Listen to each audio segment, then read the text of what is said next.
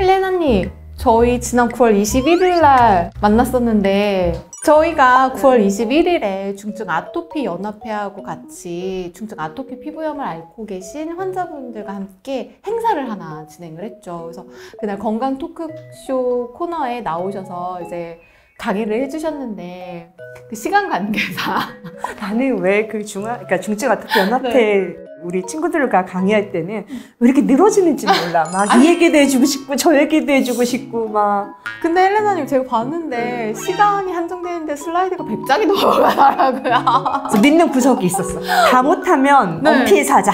그래서 그날 행사에서 다 하지 못한 이야기를 오늘 언피에서 좀 하려고 합니다. 그때 다 얘기하다가 좀 중요한 부분이긴 했는데 치료 부분을 조금 넘어갔어요. 준비한 거 못하면 아쉬우니까. 아토피 피부염 치료는 저는 우리나라에서 항상 얘기하지만 2018년 전과 2018년 후가 달라졌어요.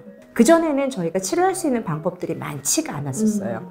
가려우면 뭐 스테로이드 좀 먹었다가 아니면 면역 억제제를 먹으면서 혈압 올라가고 신장기능 나빠지면서 아니면 MTX라고 저희가 하는 메토트렉세이트를 먹는 그런 방법들이 있었는데 2018년에 우리 그 산오피의 두피젠트가 신약으로 들어오면서 치료 가이드라인이라고 말하는데 의사들은 절대 치료를 지 맘대로 하지 않아요.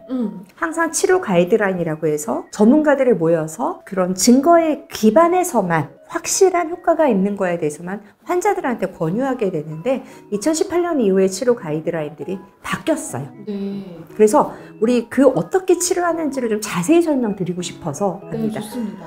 써니, 경증 아토피 피부염 그러면 어느 정도일까요? 조금 간지러움 정도? 네. 네. 간지럽고 건조하고 네. 반복적으로 습진이 나타나는 질환이 경증 아토피 피부염인데요. 경증이건 중증이건 가장 중요한 거. 보습? 그렇죠. 보습. 두 번째, 알레르기가 되게 많기 때문에 우리가 뭐 진먼지 진드기가 악화를 시킨다 그러 진먼지 진드기 피하기. 저희 환자분들 중에 가끔 있는데요. 우리 강아지 고양이가 너무 좋아. 근데 알러지가 심해. 그때 정말 이제 고민이 되는 거예요. 그렇기 때문에 악화인자에 대한 것을 어떻게 관리하는지도 저희가 가장 기본적인 치료입니다. 네. 근데 이걸 다 하는데도 빨갛고 가렵게 되면 적극적으로 치료를 하게 되는데 바르는 게 우선은 원칙이에요. 그러니까 워낙 이렇게 센 약들이 나오니까 사람들이 바르는 건 약이 아니네? 라고 얘기하는데 피부과의 가장 치료 첫 번째, 잘 바르자. 특히 경증, 그다음에 중등증 됐을 때는 저희가 바르는 거를 잘하는 게 되게 중요한데요.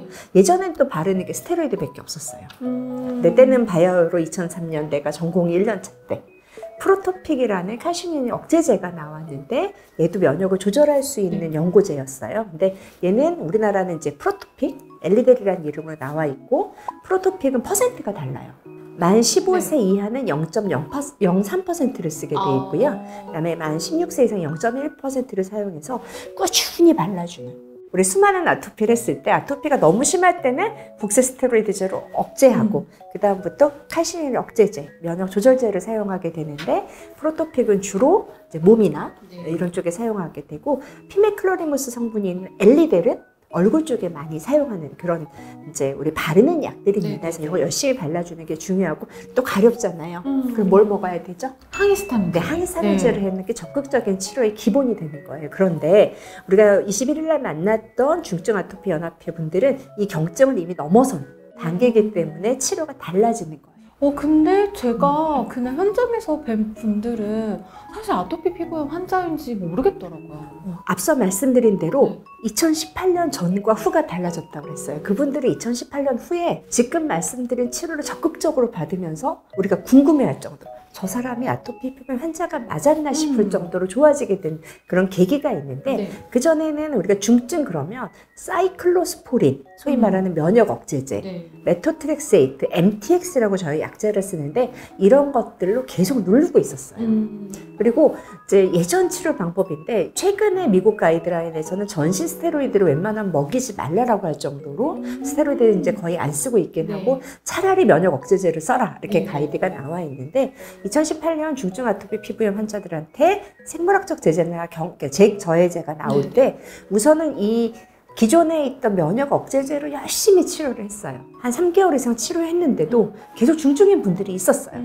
솔직히 그전에 저걸로 웬만큼 됐는데 그래도 안 되는 분들이 진짜 찐 중증, 찐 최종 중증한 네. 이런 환자들은 솔직히 서로 얼굴 쳐다보면서 우는 수밖에 없었는데 방법이 없습니다. 2018년에 생물학적 제재가 나오면서 그분들이 맞기 시작한 분들이에요. 아. 그러면서 그분들이 내가 맞았던 경험, 네. 맞고 나서의 효과 이것들을 계속 공유를 해주면서 우리가 그동안 치료받지 못하고 있던 친구들을 좀 더 부르지 않나라고 생각을 합니다. 네.